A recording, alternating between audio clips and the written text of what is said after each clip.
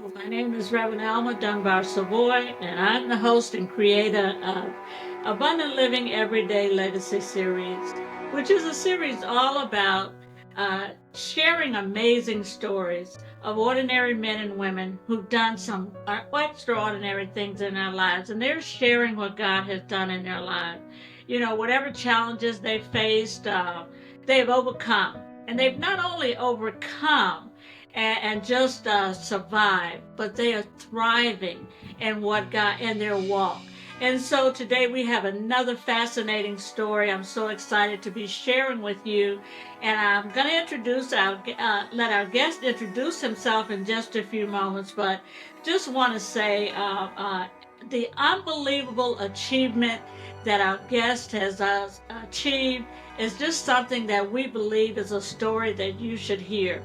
So, and it's the epitome of abundant living every day. So I really want to thank my guest today for sharing with us. I'm going to ask him to introduce himself. Go ahead, tell us a little bit about his background, where you grew up, all about yourself. So go ahead, let's jump right in. My guest for today, go ahead and introduce yourself. Well, my name is Troy Humphrey, and first let me say it's very great to be here. I'm originally from Flint, Michigan, and currently now live in the great state of California, Orange County. And so I've been out there since 1994. Okay. Went to college, went to high school and college in Michigan. Ended up transferring to college to play basketball in Pittsburgh, Okay. Pennsylvania, and played ball there, and then eventually graduated from college, first in my family to do that. And so we talk about blessings, and so again, to my family, that's a blessing. To me, it was a blessing. And then moved to California in '94, just not necessarily on a whim, but just kind of moved out. It was suggested that I visit because my mother and brother were there, and it really opened my eyes up to a different type of living, different possibilities, and again, coming from a spiritual base, if you will. You kind of take a chance and kind of see what new areas, new adventures kind of have in store for you. Right. Yeah. So tell us, let's go ahead and talk about your journey right now and where you are and what led you up to where you are right now in terms of your occupation or your. Okay. Well, the where I am right now, as far as occupation wise, is a great story. Okay. And so when I moved to California, there was an earthquake within 7 days that I'm there. Right. And so so what happened is that I kind of challenged myself. Okay. And I said to myself, if I can get a job and an apartment within 6 months in these conditions, I'll be making it. Okay. I would be making it. And so by the grace of God, I started working for a company called Enterprise Rent-A-Car. Okay. And so I worked for Enterprise Rent-A-Car for about 3.5 years. Got an apartment within 6 months, and I was living the life. Okay. At this time, I was 28. Okay. And so I was kind of on my way, and so getting the lay of the land, figuring out the traffic, and it was just a great time for me. So those first 2 or 3 years were great, but then I started to want more. Want more from the work that I was doing. Okay. Kind of wanted to kind of expand and my horizons and ends meet standpoint from an employment standpoint. that was going to be kind of like the first thing that I needed to really kind of master. Okay. And so, so I kind of put myself out there to, for promotions and to kind of move up into this corporate space, and it just wasn't happening. And so, so I got, a little upset about it. Started doing, things that wasn't, I wouldn't say wrong, but just wasn't 100% right. Right. Because I felt like I was trying to get back at the company for not, moving up. And, it's a common story. And so ended up leaving Enterprise Rent a Car, went to work for a trucking company through a connection that I met through Enterprise Rent a Car. Worked for him for, he ran a trucking company. And so, and it was kind of like home based. Right. And so I just said to myself, you know what, this is not what, I want to do. And so I ended up, just kind of moving from job to job. Luckily, my mom was still there, and she was, supportive. Kind of let me stay at her place, and only for like maybe a week or so, but still putting that pressure on me to get it together. And so, and then, like anything, and I think this is what God prepares you to do, is that He prepares you for the unknown. Yes. And so you're kind of open to any type of suggestion, or anything that's new and you know nothing about. And so I know nothing about recruiting. Okay. And so this had to be around 98, 97, 98. Okay. And so there was a gentleman, his name was Charles, and we met randomly at some event, and he was like, "Hey, have you ever thought about doing technical recruiting?" And I'm like, "No." And so he brought me in for an interview, and so I started learning how to. And his company recruited for high tech jobs up in the Silicon Valley, in the Bay Area. So software engineers, electrical engineers, and everything was kind of scripted. And so that's how you kind of learn the business, learn how to recruit. And so I did that. Right. Was making a very decent living finally. Okay. In California. I was able to afford the things. And so I'm kind of back into that groove again. Yeah. Right. And so a few months passed, and they kind of restructure, and they because we were all like one team, and so you would get paid off the team. So if I didn't make a placement that month, but the team did, we would all still get a payday. Great concept. Right. Exactly. From an employee standpoint. Right. But once I kind of, as I moved through and became more of an employer on the employer side, I kind of understand why he wanted to break the teams up into different teams and all of that. So when he did that, again, it was like a slap in the face. So you're kind of back at that point where you never want to revisit, where you don't have money in your pocket.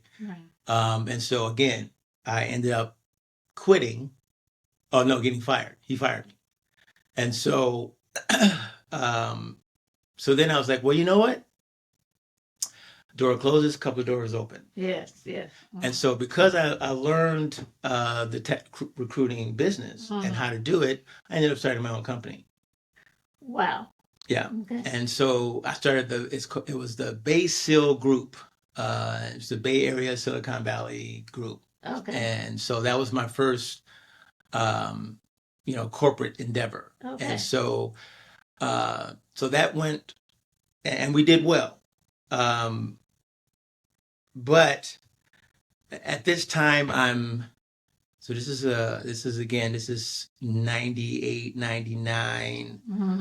And again, I'm still into my late 20s, early 30s. And so I haven't really live long enough to, be Right. able to manage responsibility Yeah. when it comes to, money, budgets, time, Okay. right? And so you kind of take things for granted. Yeah.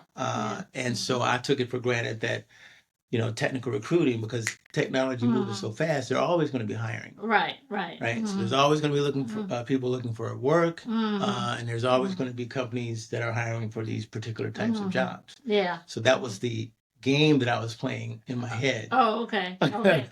So in starting, even starting something new like that and moving out, what were some of your major challenges at that point in terms of, you were saying you started this whole new company and new field that, what were some of the major challenges more personal for you as well as, in the job? With what you're working with. That's a great question. What was a challenge for me was it was more knowledge based. Okay. How to handle the day to day. Planning was something that I didn't do. And so so that was, basically kind of shooting yourself in your own foot. When it came to relationships, when it came to, business, Right. Having my own company, you have a lot of free time, a lot of personal time. And so, you can't, there's no balance there. It has to be a balance. Right. So I was bringing personal into business. I was bringing, business into personal. And so it just didn't make for a profitable outcome. Okay. What helped you navigate? What was it specifically that you can say that helped you navigate that path? The personal and as well as the. It's just there's a time, and there will be a time where you will start to, I think it's like someone imaginary, taps you on the back of the shoulder and says, "Wake up. This is not working." And then on the flip side, wake up. This is working. Okay. Right. Okay. So you want to try to stay more on the right side than the left side. Exactly. Right. Yeah. And so it was just being in in that moment and experiencing it. So the longer that you're in it and you're experiencing, and so you kind of have to have I have to learn something new every single day. Okay. Kind of mentality. Right. Okay. And then those things and those answers will just automatically come to you. Okay. Okay. I wouldn't call it the most simplest, common sense. But it's common sense. Right. Right. Okay. You see something that works, you do it. You see something that don't work, you don't do it. Right. Exactly. And so, and you have to mature into that. Right. Right. Yeah. What part did your faith play at this point in terms of your walking this path and navigating this journey at this time? Oh man. So I think I've always had a spiritual base, and that's because of my upbringing. So we grew up in the church, and we knew that there's a God, and so I took comfort in that. Okay. And again, I try to keep things simple. Okay. And so, and I think we as human beings, we complicate things. Right. And so, like some people would really get upset with you because you're so simplistic. Yes. And so I just go with what works for me. Okay. And I try to leverage relationships with people that are smarter than me. So I'm an avid listener. Okay. And so I was just listening. Right. and not only listening to other people, but I was also listening to, you know, the voices in my head and the conversations that you have with yourself. Okay. And so there was one point where I felt like I needed to get back into the church. Okay. I needed to go and find a church um and try to establish some spiritual roots, you know, in the neighborhood that I was in. Okay. And I found it, and it really helped. Okay. Because it gave me strength. Okay. Really. Okay, so let's go ahead and jump to today, to move forward here into where you are. Let's talk first about your entrepreneurial achievements and where you are actually, and even why you're here and why we are having, you tell your story. I think it's a fascinating story as we're finding out. But tell us why where you are now. This entrepreneurial journey of yours. Yeah. So everything that I just talked about, as far as the, working for companies and then getting fired, and then having to start over, really kind of got me to this point today. Okay. And so, so today, I have my own focus on what's called electronic discovery. So electronic discovery is it's litigation support. Okay. And so when when one company is suing another company, each side has to produce documents to say yes, you did. The other company has to produce documents to say no, we didn't. Now those documents can be, in a box, in a warehouse somewhere, or it can be stored electronically. So on a cell phone, laptop, mail servers. And so that's the discovery part of the litigation process. Okay. And so that's the step that my company works in. Okay. How I got to it being my company is I was fired from another job. So every job I've had in California, I've gotten fired. And so that kind of, puts a fire under you to do something on your own, right. to not put yourself in those situations. And so that's where the entrepreneurial spirit kind of stabbed me again. And so so because of that, I put my resume on Monster and ended up getting recruited to work for a company called Icon. Okay. LDS. LDS was for legal document services.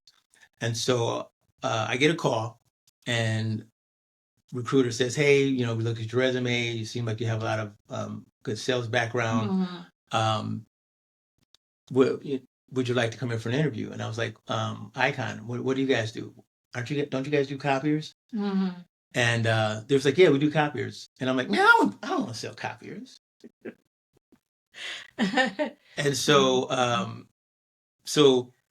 and we'll come back to that point. Okay. So it was like, no, we're I'm talking about our legal document services division. And I was like, oh, well, what's that? It's like, well, you just go around to attorneys and you pick up boxes, make copies, and then you send them back. And I'm like, that's it? Really? That's it? Yeah. So I went in for an interview. Okay. Ended up getting the job. It's right around the corner from my house. Okay. So from a geographic standpoint, it was extremely attractive because I didn't have to sit in traffic. Right. So again, it's God working. Right. And so I end up working for this company for about 10 months, and I am doing great. Okay. I'm making the most money that I've ever made in my entire life up to this point. Right. Right. And so there's job security. And here I am like, okay, this is great. I'm making the, sales team, top 5, doing my thing. So I get fired. Let's stop right there. And so what advice, let's stop. What advice would you have for someone who keeps getting fired from their job to, so that you don't give up, what advice or what steps should they take? Or That's a very good question, and I'll tell you what I did. Okay. I got tired of being fired. Okay. And I was getting fired because I wasn't performing like I performed in the previous month. Okay. Because I was in sales. Okay. And so you have one good sales month. Right. You're the cat's meow. Mm-hmm. You have one bad month. Now they want to, move your territory around or put you somewhere or. And that's been the case for every single job I've had in California. Okay. And so, but in this scenario, the last scenario, when I'm doing legal document services, I learned the system. Okay. I learned how the business works. Okay. And I also prepared for the worst. Okay. And so, so when you're asking me, like, what do you do from a standpoint of, first you got to figure out why you keep getting fired. Right. And then is it because of performance, or is it because of something else like your skin color? And we can get into that because it ended up being my skin color. Okay. And so and it's like every job I've had in California, that's what it was. When I look back on it. Okay. And so the first thing I would tell people to do is to fight it. Okay. Because if you don't fight it, then that's the behavior just keeps going and going and going. Right. How do you stay motivated though? How do you, keep that motivation to, propel yourself to fight it? What is something that motivates you? What has to motivate you? Change. Okay. All right. Okay. Motivates me. Okay. One of the things that I learned about myself is I'm hypersensitive to certain things. Okay. So some things will just make you mad, but then there's some things that make you angry. Right. Okay. And when you're angry, you want to take action. Exactly. And so I'm hypersensitive when it comes to social issues. I'm hypersensitive when it comes to people getting shortchanged based on a trait. Okay. And so if it happened to me, I know it's happening to you're not the only one. Millions of other people. Exactly. And so I just can't sit comfortably in my space if I'm knowing that other people are not sitting comfortably in their space. Right. And another thing too, you mentioned back, and I really wanted to expand a little bit on. You mentioned in terms of preparation, preparing yourselves and learning systems. Going ahead and learning as much as you can. How important that is in terms of wherever you are. To learn as much as you can and be prepared. And be aware of those kinds of social things. So tell us why you are here in terms of we're located in Maryland and we're right outside of Washington D.C. Why are you here? Well, I'm here for a conference. Okay. When I started my company after getting fired from Icon. And how that happened was I get fired from Icon, and then I go and I work for a competitor. Okay. Worked for them for 2 months, and then, of course, I got fired. And so what happened between me going from Icon to my competitor is that my clients followed me to Icon. Okay. And so when I got fired from the second company, I said to myself, you know what, I can do this. Okay. And so that's what I mean by you learn the process, you learn the system. Right. You learn the intricate details of it from a standpoint of if you want to be an entrepreneur. if you Okay. want to do it yourself. Okay. Right. Okay. And so you have to think about who is your end buyer. Okay. And that's your end buyer is going to make you, a success in business. Right. Right. If they're always buying, Yeah. you have something to sell. Okay. If they're not buying, Okay. if no one buying, Okay. you can't sell nothing. Okay. And so what happened is that I ended up getting some cards made. Mm-hmm. I incorporated a different company. Mm-hmm. This was 2007, and we've been rolling strong ever since. All right. Okay. So I was going to ask you. My next question was going to be, and I think you've answered it. But let me see if you would have anything to add. Give advice to young entrepreneurs. It starting out is you know how difficult that is. You've done it. Mm-hmm. So what are there? Is there additional advice that you would give to someone starting out? They just keep, like you said, it's up and down. They keep trying. What advice would you give to them? The main one is chess, not checkers. You have to be a critical thinker. You have to go into the numbers, into detail on what you're going to do. Okay. And I'm going to give you, what that looks like. So there's only 3 industries that they have to pay you. Okay. Okay. So I'll give you an example. If your refrigerator breaks down, Okay. right, it's imperative that you buy another refrigerator. Yes. Because if you don't Right. eat, Right. food spoils, Right. right? So there's consequences after that, after the fact, Right. right? So when you're starting a business, right, you want your end user to always have to purchase a refrigerator, always have to feel that sense of urgency to exchange money, right? So what industries have that locked into it? Okay, so you have to find that industry. Wow. Okay. Okay, so when you find an industry where the end user has to spend their money, then you get creative and come up with a business idea. Okay. Okay. So it's government, it's legal, and it's healthcare. Okay. Okay. So anything that has to do with healthcare, that's a given. Yeah. Anything that has to do with legal, that's a given because in legal it's court ordered. Okay. Right. Okay. Anything that has to do with government has to spend their budgets.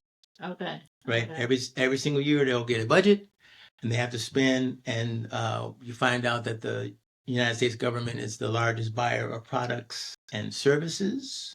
Okay. So if you do not have if you're not doing work with the federal government, then I don't know who you're doing work with. Okay. Okay. All right. Okay. Um, tell us a little bit, and as we kind of move on down, tell us a little bit about any specific tools or anything specifically, maybe I don't know, scriptures or any mantras or any kind of thing that you use to help you kind of mentally, stabilize yourself and, uh, you spoke at one point about common sense and those kinds of things. Yeah. To help, we all need that, kind of mental health kind of balance, I think. Yeah. What helps you in that area? Well, what helps me is I can always remember keep it simple. Okay. Keep it simple, student. Keep it simple, sir. Keep it simple, stupid. Whatever that last S you want to put there. Okay. But the message is keep it simple. Okay. Simple is not complicated. Complication is timely. Takes up time, right? And it takes up a lot of your mental space. And so if you keep things simple, 1 + 1 is 2. Okay.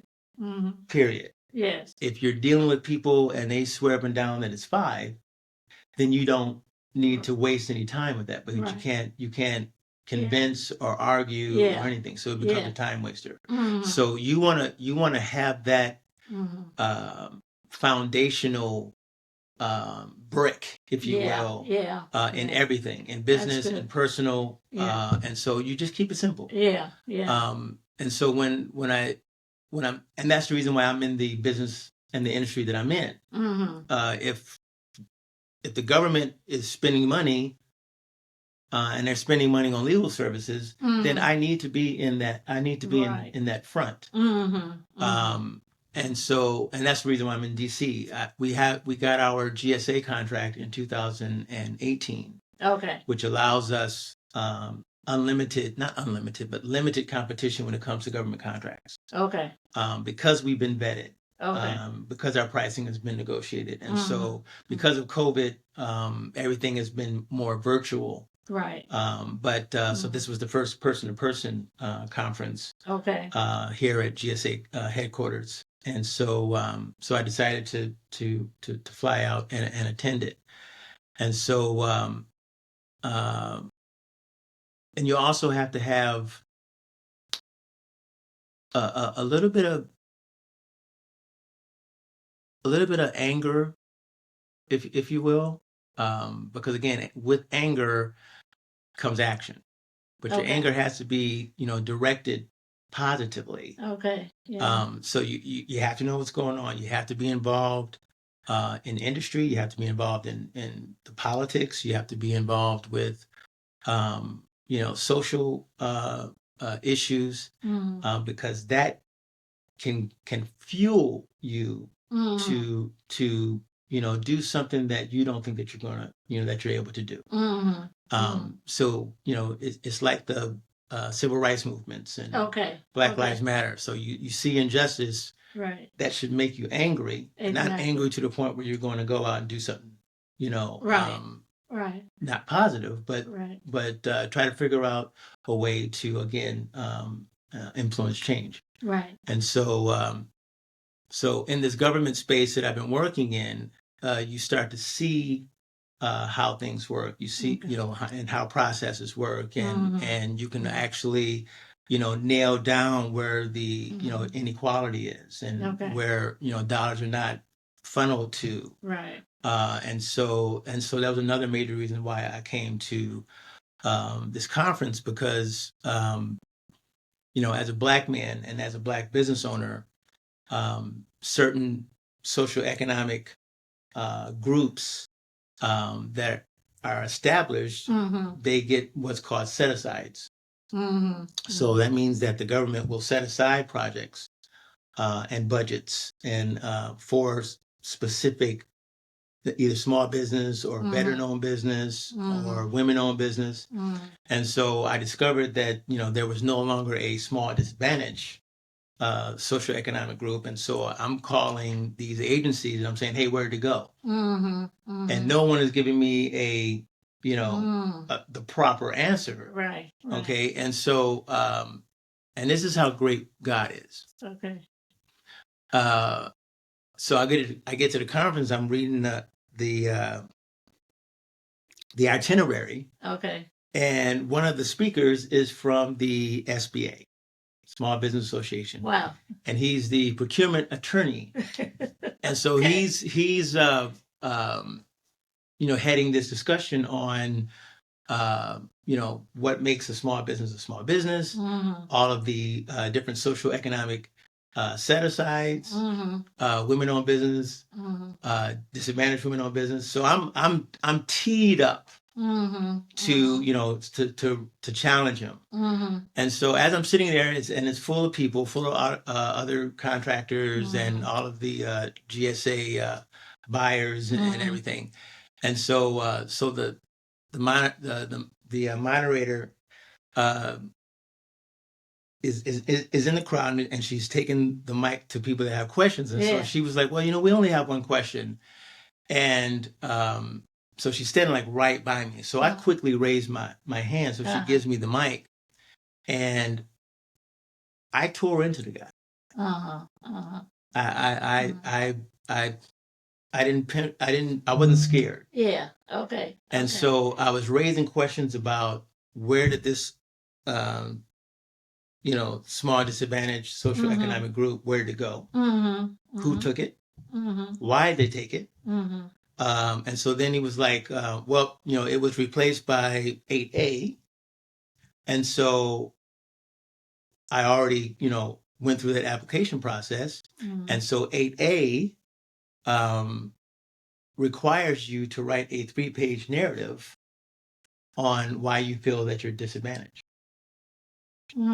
So they're basically saying, as a Black man, why are you feeling like you're being discriminated against? And you have to tell them what, when, where, when, why, right? And so I challenged them on that. And the guy was like frozen because he didn't have an answer. And so he was saying like, well, there's currently a lot of lawsuits. And I was like, I guarantee that those lawsuits are not a small disadvantaged business. Right. Exactly. And so when I say that you have to be aware of what's happening politically, this is what I'm talking about. Because those set-asides are your tax dollars. Right. Right. And so there's a huge discrepancy of dollars going to government contractors and government contractors of color. And so what they say is the reason for it is because of participation. What I say is that no, it's discrimination. You're not putting us on the list to get these opportunities. Exactly. Yeah. And so you have to again get angry. Yeah. But the anger has to be directed to the ones that can change it immediately. Exactly. And so I'm thinking that because it was only like 3 of us in the conference, and so I'm thinking like they were going to kind of like agree with me or join in my crusade. And they were, everybody's head were down, right? Yeah. And so that's when you have to have that faith base. Right. Exactly. That's when you have to be strong in your commitment and just know that you're not doing it for you. Exactly. And that strength comes from either wherever you want to explain it or however you want to explain it, but where it comes from, for me, it comes from faith and it comes from the Spirit of God. And I know if I stay quiet, things are just going to stay status quo. And that's not, I can't sit comfortably with that. Exactly. Yeah. So any steps as we kind of wind it down, any steps for growing or how or evolving, moving on? What are your steps at this point that you have for in terms of growing? Well, I was in a conversation last night with some gentlemen, and we were talking about peace of mind. Okay. You have to get to a place where you have peace of mind. Yes. And peace of mind can be defined differently, person to person. So what brings me peace of mind is knowing that, if I want to do something, I can just do it. I don't have to ask permission. And so again, you want to keep things simple. Okay. And then you also have to be smart enough to know that to have peace of mind, you have to be able to make your ends meet using some type of vehicle. Okay. Right. So, and that vehicle can be entrepreneurship. That vehicle could be, you're working for a company and you're moving up the ladder. And you're paid for what you're worth. Right. So it's like, so you have to have those foundational things in place. Okay. Yeah. And that's the first thing you have to do. Right. So I have a 22-year-old son, 19-year-old daughter, a 12-year-old daughter, and a 6-year-old daughter. Okay. And I am constantly trying to change the narrative and communicate to them over and over again that you can't get from step 1 to step 5 in one step. Okay. Yeah. You have to go step 1, and step 2, step 3, step 4, step 5. And that's in everything. That's in school. Right. That's in life. That's at your work. That's in the church. Yeah. That's wherever you, Right. you know, are at in the moment. Mm-hmm. There's always a method to the madness. Right. And to just keep it simple. Yeah. Keep it simple. Yeah. And I'll leave you with this one because again, I think this is very important. Okay. Is you do the things that you need to do so that you can do the things that you want to do. That's okay. Say that again. Do the things that you need to do. Okay. So you can do the things that you want to do. That is such good advice. That is such good advice. Yeah. So so what we do is we put wants before needs. Exactly. And needs before wants. So so it's not you're not consistent with it. Right. So so I have kids, and so I'm consistently trying to, you know, Daddy, I want. Yeah. Okay, if you want something, you're going to have to work for it. So that means if you want this, you're going to have to go and mow the lawn, or you have to, you know, do the dishes. But the things that you need, I'm going to give them to you because that's my responsibility as a parent. Right. And so you just want to instill that you don't mess with that order. Right. Okay. Okay. Do what you need to do so you can do the things that you want to do. It's amazing. Now let me wrap it up with these two last questions. Who do you think that your story will, or who would you like for your story to impact the most? Young people. Okay. Good. Young people. And the reason why is because I'm not going to be here in 2050. Okay. They are going to be. Okay. And so if they want to really see, you know, amazing things happening in people's lives, then they're the ones that are going to be able to see it, but they need to take action now. Okay. Yeah. So if I asked you the question, what excites you about telling your story? Is that your answer? That's it. Your, okay. Yeah. Okay. Because the story is real, because the story is honest, and that it's coming from, you know, a place where I've had a lot of money. Okay. And I've been broke. Okay. And so my attitude and about money was the same on both ends of the spectrum. So then it gets to the point where, like, okay, it's not about that. Okay. All right. Okay. It's about time. Okay. So you don't want to chase money. You want to chase time. Okay. Right. So that's time to do the things that you want to do. Okay. Right. So again, that goes back to you do the things that you need to do so you can do the things that you want to do. Yeah. Right. So all of that kind of, you know, and again, it's, if we're talking about entrepreneurship, exactly, you know, this is what has to be your foundation, your baseline, your starting point. Okay. Right. You want to get into industries where they have to pay you.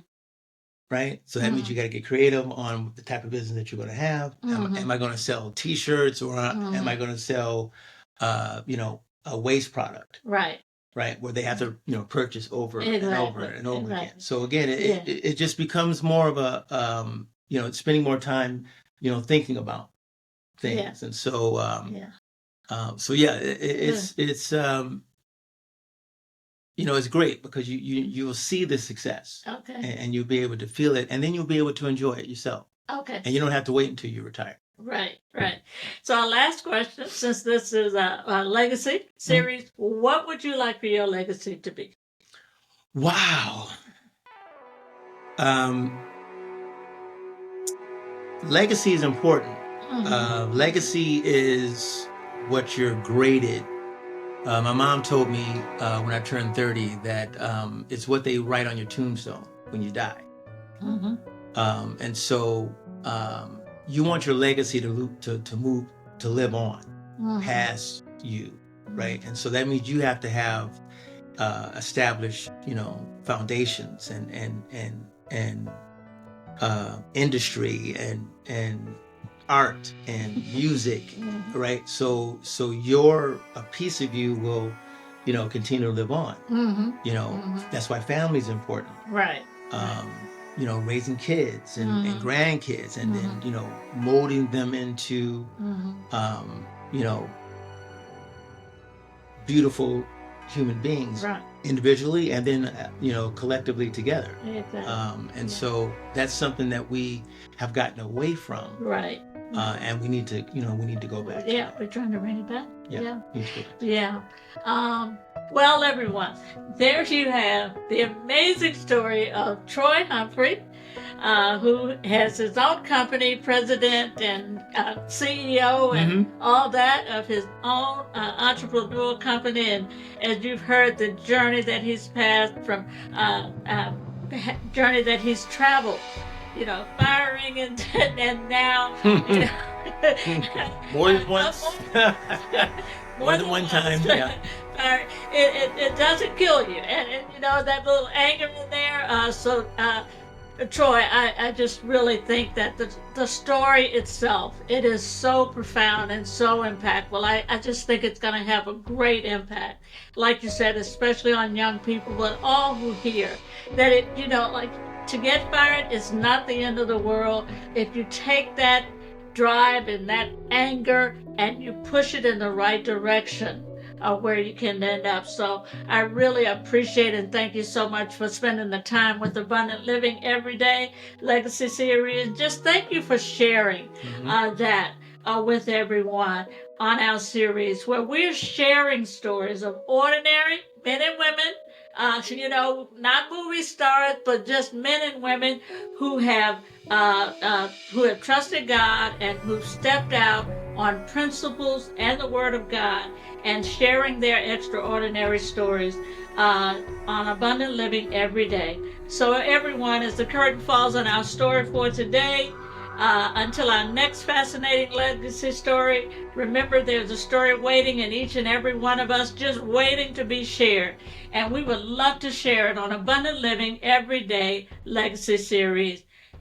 Thank you so much, everyone. Thank you.